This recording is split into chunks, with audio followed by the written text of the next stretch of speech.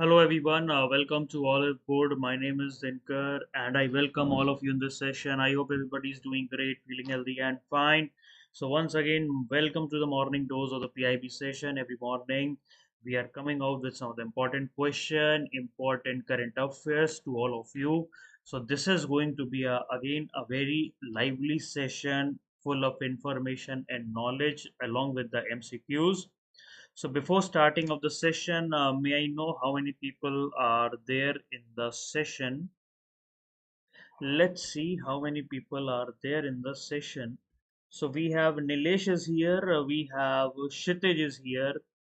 Hello Nilesh. Hello Kshitij. Welcome to the session. Good morning to all of you. So we will be going ahead with our session. So which country has launched the coalition for disaster resilient infrastructure? India, Indonesia, China, or Japan? So Nilesh has said the answer is India. Kshitij is saying the answer is India. Enemy is saying the answer is A, that is India. Very good. Hmm. Fine. So before starting, just if you can all attendance, register presence, your attendance over there, register your presence. Hmm. So the answer is A. Prime Minister Narendra Modi in 2019 at UN Climate Action Summit have declared the launch of coalition for disaster resilient infrastructure. Okay, at that time he has done that.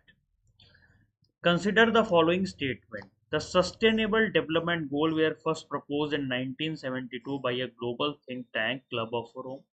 The Sustainable Development Goal has to be achieved by 2030. Which of them is true or false? No, sorry, which of them is are correct?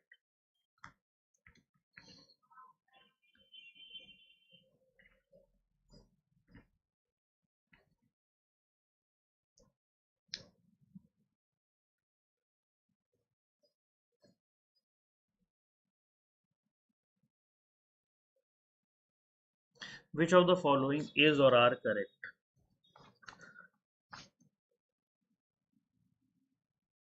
Nilesh is saying B. Only one is correct. Okay. No, only two is correct. Sorry, only two is correct. Vaishali, hello Vaishali, welcome to the session. Okay, Vaishali saying only B is correct. Enemy is saying only B is correct. Okay. So let's see the answer of this question. Is there anybody who wanted to answer? They can also answer the question. I'm just waiting for more 30 seconds. तो भाई like कर दो session को, कुछ तो करा करो भाई, केवल खाली बैठने से कुछ नहीं होता.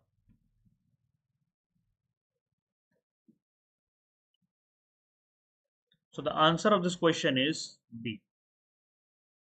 The answer of this question is B. Yes, everybody is right over here. The answer is B. Only two is correct.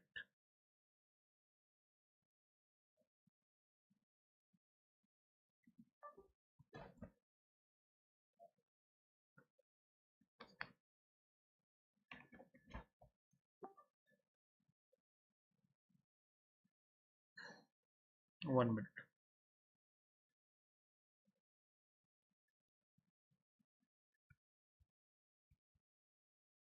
Just one minute.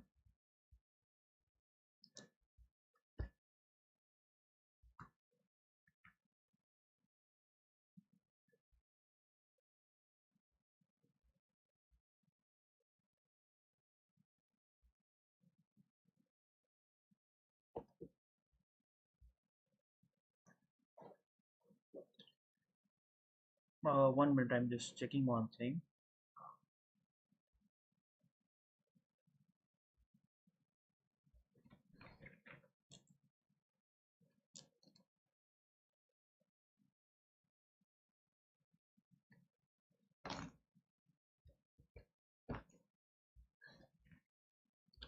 Give me 1 minute.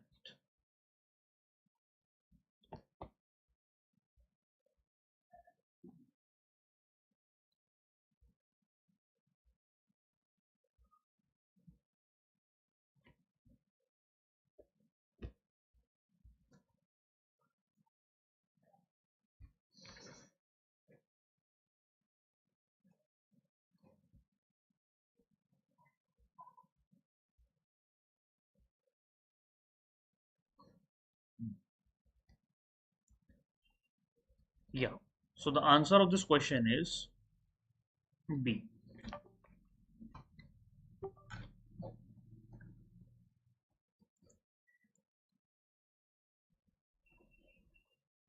So it was adopted in 2015.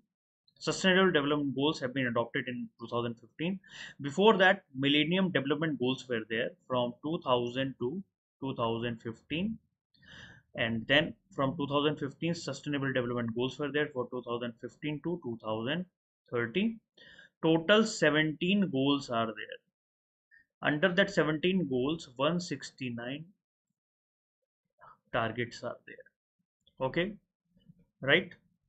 So this Sustainable Development Goals were born of the Sustainable Development Summit that has happened in Rio de Janeiro in 2012.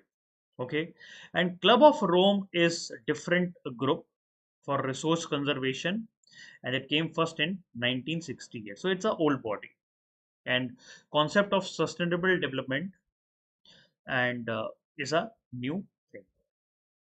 So recently, Prime Minister have addressed the fifth international conference on disaster resilient infrastructure. So it was because we have only India has only launched that, so government is running the international conference on disaster resilient infrastructure, like how we can deal with the disaster right now. Russia Ukraine war is going on, right? Turkey, Syria has got earthquake. Okay, Japan is prone to tsunamis and earthquakes. So, right, how we can deal with all these things, how we can deal with these various type of disaster in the world. So that is why disaster resilient infrastructure we have to create, right? 40 countries, more than 40 countries are being part of this whole summit, and very very important where advanced economies, developing economies, all will be coming in order to discuss the various aspects of that. Okay, this year the theme of the conference is delivering resilient and inclusive infrastructure, and last year it was Infrastructure Resilient Accelerator Fund and announced $50 million fund for this whole purpose. So disaster resilient infrastructure, India officially launched in 23rd September 2019 at United Nations Climate Action Summit in New York that has happened. Okay. So it is an international coalition of countries. United Nations agencies, multilateral development banks are there. Purpose is to promote disaster resilient infrastructure. Secretariat is New Delhi. Interim secretariat is New Delhi. These are the 13 countries are the foundation countries like India, Australia, Bhutan, Fiji, Indonesia, Italy, Japan, Maldives, Mexico, Mongolia, Rwanda, Sri Lanka, and UK. These are the founder countries. And these since inception, like since 2000, till 2019, we have 31 countries, six international organizations and two private organizations are there. So international organization, what are these a part of this? ADB, World Bank, UNDP, United Nations Office of Disaster Risk Reduction, European Union, and European Investment Bank. And private are private sector alliance for disaster resilient society and coalition for climate resilient investment. So this is what is the part of that, and very very important organization. So here, disaster resilient infrastructure, climate change, with the interim secretariat in New Delhi, platform to share the knowledge and extend the help. 480 crore rupees have been approved for 5 years, 2019 to 2020-24. It will benefit all the places which are very, very prone to disaster risk like cyclone, tsunami, and droughts. 10th Sri Lanka naval exercise SLINX began in which city in April 2023? 10th Sri Lanka India naval exercise SLINX began in which city in April 2023?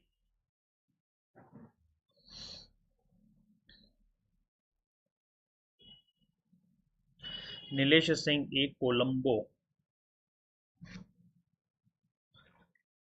अभी तक like नहीं किया किसी ने session. कितने लोग हैं? We have 5 people are there but Vaishali Singh Colombo, Kshitij Singh Colombo, Rokesh Singh Colombo. So everybody knows the answer of what. So let's see the answer. The answer of the question is Colombo. Yes, it is Colombo. Now, Yeah, anyway. So the 10th edition will be scheduled from 3rd of, so it has already started from 3rd April to 8th April. This exercise will be conducted in two phases. First of all, it will be conducted in harbor phase, जो कि ports में होगा. After that, it will be going to the sea phase. First harbor phase and then sea phase. Two phases are there. From Indian Navy part, INS Kilton. INS Kilton, this is a indigenous build Kamorta class vehicle. Oh, sorry, not the naval vehicle, naval ship. Okay, and INS Savitri. This is an offshore petrol vessel will be taking part in this whole exercises. And from the Sri Lankan Navy, SLNS Gajabahu and SLNS Sagara will be taking part in that. So one naval vessel and one offshore petrol vessel will be taking part in that. Purpose is obviously whenever we are doing all these exercises, always same: interoperability, enhancing interoperability, then mutual understanding, collaborated good practice, because India and Sri Lanka are prone to same kind of disasters, right? Like terrorism is also there. Then we have climate disasters are there. So India and Sri Lanka both are being prone to same kind of disaster. If something happens in India, it has a ripple effect in Sri Lanka, or whatever happens in the Sri Lanka has a ripple effect in India also. So they have to do their own bilateral exercise altogether in order to have a better understanding for any kind of future activities. Okay, so they have done social exchanges, various type of active bond, friendship, and everything they are creating over there. So, ninth exercise. Previous year exercise has happened in Visakhapatnam. Okay, again it has happened in two phases. Last year from India we have seen like from the Sri Lankan Navy represented by SLNS Shorala, and from Indian Navy INS Girich have participated in that. And in 2020 it has happened in Trikomale. Trikomale. Okay, so one by one, like one day one exercise India, then next year exercise in Sri Lanka, then again India, like that. Okay, everything is same. Whatever they wanted to have to do, like interoperability, mutual understanding, and everything. Right? Sri Lanka has two capitals. One is administrative capital and one is commercial capital. Colombo is a commercial capital, and Sri Jayawardhane Pure Kotte is the administrative capital of Sri Lanka. So everybody should know that, and Sri currency is Sri Lankan rupees. Okay, two capitals are. Now the Central Information Commission falls under which of the following ministry? Central Information Commission falls under which of the following ministry? Ministry of Home Affairs, Ministry of Finance, Ministry of Personnel, Ministry of Social Justice and Empowerment.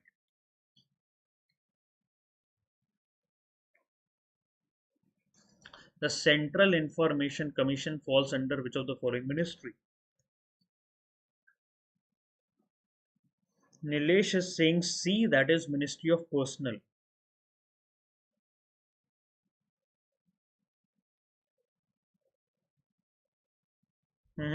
Waiting for other people to answer the question. The Central Information Commission falls under which of the following ministry? Vaishali is saying C.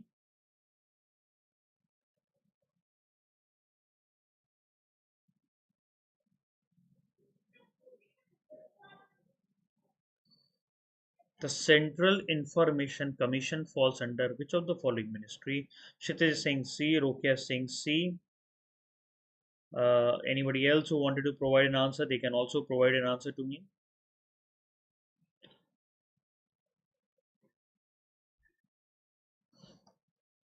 So let's see the answer. The answer of this question is C. Ministry of Personnel. Ministry of Personnel. So Chief Information Commissioner have recently declared that they have disposed the pendency of the RTI application at a very faster pace. So the disposable rate of RTI applications are very fast despite being hit by the pandemic. Okay, so there is a overall decline in the pendency. Earlier there was 29,000 pendencies were there, but now it has reduced to 19,000 pendencies. Okay, so the rate of disposal, monthly rate of disposal of the RTI application is very high and good. And Recently, we know that in 2019, Union Territory of Jammu and Kashmir has been created, right? So that came under the RTI Act, because earlier it was not under RTI Act, because Jammu and Kashmir has a state and that has got special status under Article 370. But once the Article 370 has been removed, so all the laws of India are being applied to the Jammu and Kashmir. So along with that, RTI application are also being applied. So RTI application are being entertained from the Jammu and Kashmir. I think, and they have been around 300 RTI applications are there.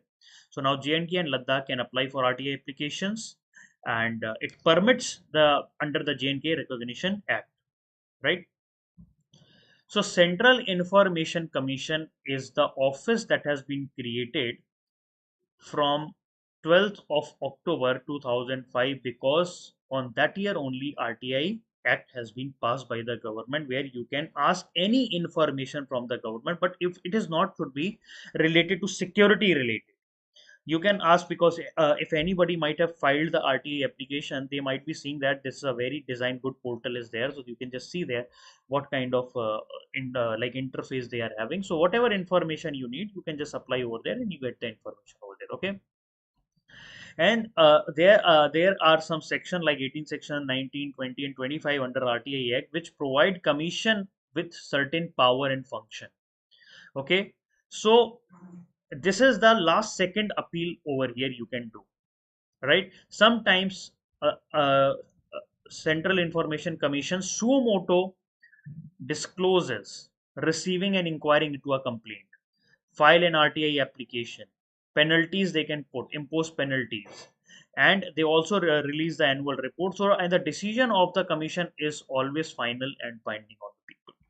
Okay, so what is a vision of Chief Information Commission?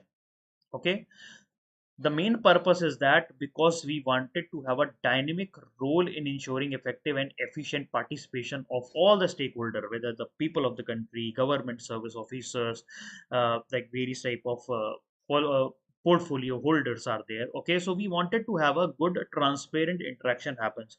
Everything should not happen in the silos.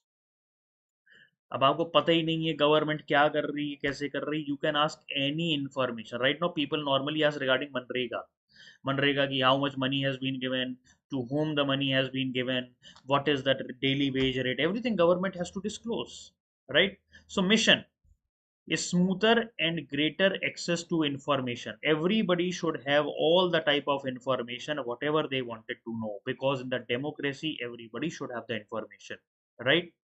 Key objective is to receive and inquire into the complaint from any citizen. Like if any citizen has inquired anything, or if any citizen has done any complaint, to sort out. Okay. Second, appeal from any citizen, and these power are given under the RTI Act of 2005. Duty of monitoring and reporting. Right now, Chief Information Commissioner is Yashwardhan Kumar Sinha. The radio over internet protocol system was inaugurated at which of the following port in October 2021? पुराना है थोड़ा, लेकिन पता होना चाहिए. The radio over internet protocol system was inaugurated at which of the following port in October? Jawaharlal Nehru Port, Paradip Port, Chennai Port, Shyama Prasad Mukherjee Port, Kolkata. The radio over internet protocol system was inaugurated at which of the following port? Nilesh Singh A, Jawaharlal Nehru port. थोड़ा old है लेकिन पता होना चाहिए. अच्छा, D. Nilesh ने D कर दिया. रोकिया सिंह ए.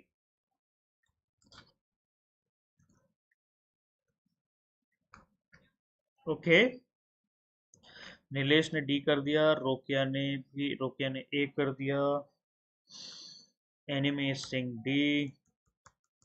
चलो सब लोग आंसर करो, 7 लोग हैं भाई. क्या बैठना नहीं है यहाँ पे, बैठना बिल्कुल नहीं है. रोकिया सिंह डी. रोकिया ने भी आंसर चेंज कर दिया. Vaishali Singh D.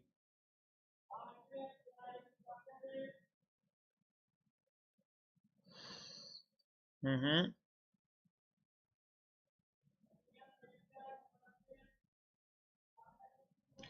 Okay, let's see the answer of the question. The answer of this question is D. Shyama Prasad Mukherjee Port, Kolkata. So radio over internet protocol. So here what we can do is we can transmit the radio communication signal using the internet protocol standards. Okay, so the purpose is that it provides the same performance and a very enhanced radio communication, but it utilizes digital IP network. So digital, whenever you are utilizing digital IP network, it provides a very good call, it provides a very good interoperability and everything. Okay, so it provides and enable the communication and connection between two or more analog devices or radio networks. So first introduced as a marine communication mode, first time in any of the major port, it was Syama Prasad Mukherjee Kolkata port, right? So this will be covering the whole of the Hooghly River estuaries, Kolkata to sea heads. 4 locations are there that will be covered under that. So all-time record cargo handling in 2022-2023 has happened in Syama Prasad Mukherjee Kolkata port after 1870. So in the history of 153-year-old history, okay, it is the first time it has handled 65.66 million tons of cargo in 2022-2023. So that is a record of 12.87% growth they have achieved. Earlier it was 58.175. Okay, so now Kolkata port has been come under the fifth position. Earlier it was the sixth position as a major port in India. So slowly, Shyam Prasad Mukherjee port has been increasing their handling capacity. They are focusing on PPP project, public-private partnership project. They have even floated the various type of tenders for that. And in order to reduce the congestion of the port and also to increase the capacity, they are doing a lot of investment in those areas. Okay, chairman is PL Harnath, and he is a IRTS officer, Indian Railway Traffic Service Officer, INS Harnath. Nag and Amogh 1 are the name of what type of missile? Surface to air, ballistic missile, air to air missile, anti tank guided missile. Nag and Amogh 1 are the name of what type of missile?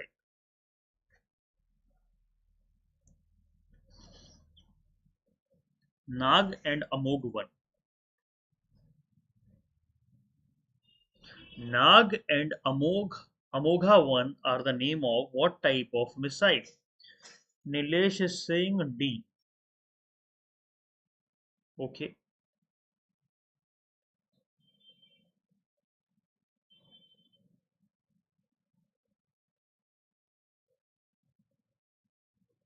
Anime is saying D. Rokia is saying D. 11 peoples are there. At least all the people should answer. देखिए ये सबको आना चाहिए ना, question तो सब करो, गलत हो रहा कोई दिक्कत नहीं है, कोई प्रॉब्लम नहीं है, at least answer.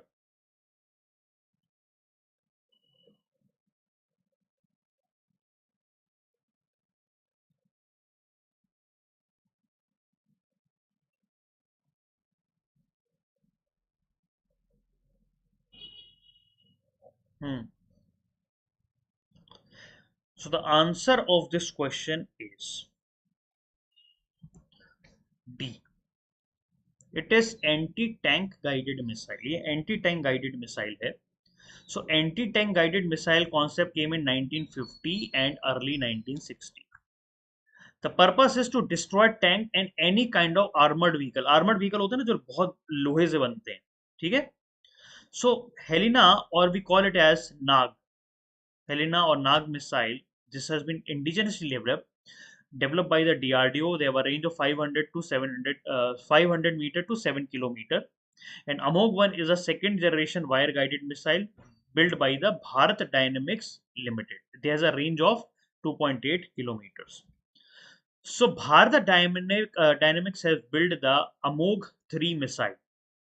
Okay, they have recently conducted field testing of the latest third generation man portable anti-tank guided missile. It is a indigenously developed under the integrated guided missile development program. Purpose, so here this is fire and forget capability. Fire means you fire it and after that it will check their own direction, everything on its own. You don't have to direct it every time. It will take all the direction and everything. It does not require any kind of external intervention, right? It is having a imaging infrared seeker system, and work with a range of 200 to 250 2500 meter. And the purpose of that, it is having two separate explosive क्यों होते हैं कि जब ये missile launch होगा, this is what I have made a missile. So here one part is there, temporary warhead,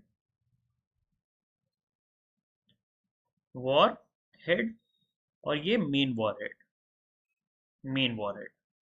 ये temporary वाला क्या करेगा कि आगे जाके जैसे कोई भी टैंक होगा इसमें होल कर देगा. होल करने से ये जो मेन वाला वॉरहेड है ये सबसे ज्यादा डैमेज करेगा. In order to put this main warhead inside the tank, तो टेम्परेरी वाला उसमें जाके होल करेगा और बाद में जाके ये मेन वॉरहेड उस पे ब्लास्ट करेगा, right? So if you see over here, this red color, temporary front warhead and main warhead. First, it will go to the tank or armored vehicle. It will create a hole. Then the whole missile will go inside that and it will blast over, right? So AMOG is an anti-tank guided missile developed by Bharat Dynamics Limited. Nag missile, third generation, again anti-tank guided missile being fired under all weather conditions. जिसके 5 variant हैं. Dhruvastra, MPAGTM, air launch vehicle, and Namika. Then Agni, intercontinental ballistic missiles होती हैं, and Akash is surface to air missile, okay, to neutralize any kind of fighter jet, नीचे से ऊपर की तरफ fire करें. Now exercise Scope India, a military exercise is being held between dash and dash, India Bangladesh, India Australia, India UK, India USA. Exercise Scope India is a military exercise is being held between dash and dash.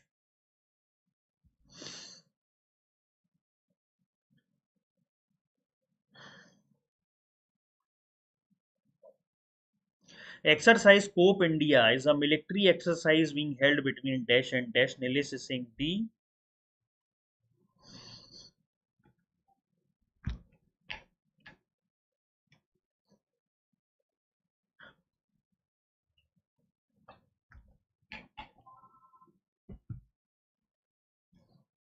Nilesh is saying B. Sitij is saying B. Enemy is saying B.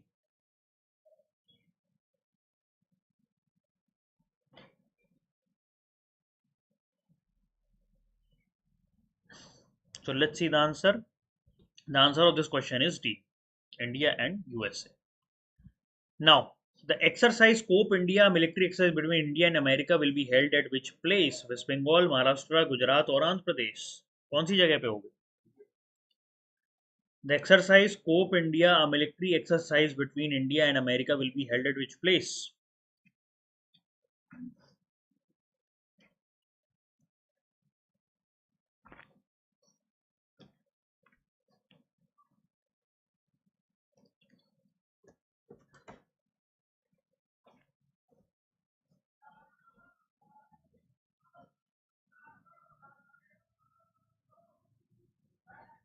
Nilesh is saying D, Andhra Pradesh.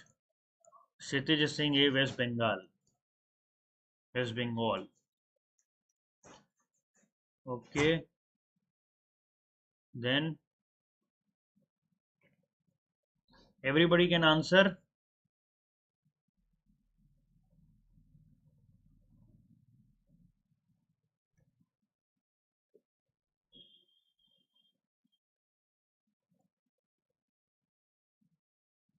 The exercise Scope India military exercise between India and America will be held at which place?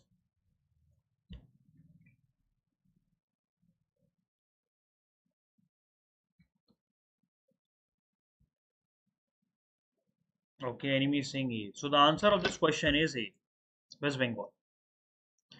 West Bengal. Again, Air Force will kick off soon Scope India exercise, and US Air Force will be taking at Kalaikunda Air Base in West Bengal, right? So bilateral joint exercise between Indian Air Force and United Nations Air Force. So this began in 2004. Earlier it was just a joint Air Force exercises, but slowly, like it's a fighter training exercises, but now slowly it has been expanded to air mobility training, airdrop training, large force exercises. Okay, and all these exercises have a common aim, is that to exchange the operational capabilities in interoperability, mutual understanding, confidence building. Okay, okay, so this exercise come amid India continuing 3 years long military confrontation with the China in the Eastern Ladakh and Russia-Ukraine war. So it started in 2004, but again it has got a new wave of breath because of this. So COPE India began in 2004. Okay, first started in Gwalior Air Force Station, and slowly it has been extended, and right now it has been utilized in various other fields, and efforts are to free and open Indo-Pacific region, because Indo-Pacific region are being hurt by the China policies. China is creating a lot of issues in the Indo-Pacific region, so that is why these exercises are being conducted in order to deter the China from all these things. So guys, this is all for today. I hope everybody has enjoyed the session. Anybody wanted to ask anything, they can ask. Otherwise, we'll meeting at again 9 a.m. in the morning tomorrow. 9 a.m. tomorrow. Oh, but we have today one session is there. Live mint. We have live mint session, right? Today. So we'll be meeting for live mint. Today is Wednesday. So I'll be seeing you at 9 p.m. everybody. Okay. So thank you so much. Bye bye. Take care and have a good day.